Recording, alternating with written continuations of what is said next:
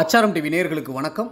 நாம் இன்னைக்கு திரை விமர்சனத்தில் மாயன் திரைப்படத்தின் திரை விமர்சனத்தை பற்றி தான் பார்க்க போகிறோம்.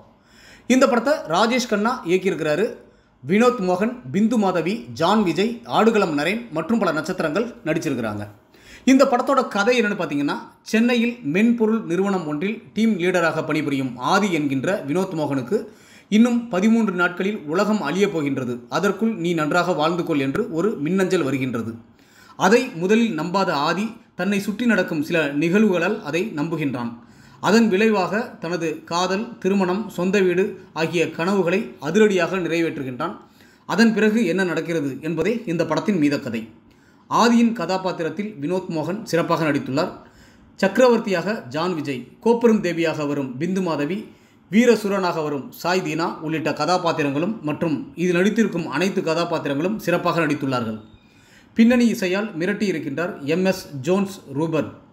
அருண் பிரசாந்தின் ஒளிப்பதிவு படத்திற்கு பெரிய பலம். புராணம், மாயன் நாள்காட்டி, தற்காலம் மூன்றையும் இணைத்து அதை கதையாக்கி சுவாரஸ்யமாக கொடுத்துள்ள இயக்குனர் ராஜேஷ் கண்ணாவுக்கு பாராட்டுக்கள். ஒட்டுமொத்த படக்குழுவினருக்கும் அச்சாரம் டிவி சார்பாக வாழ்த்துக்கள்.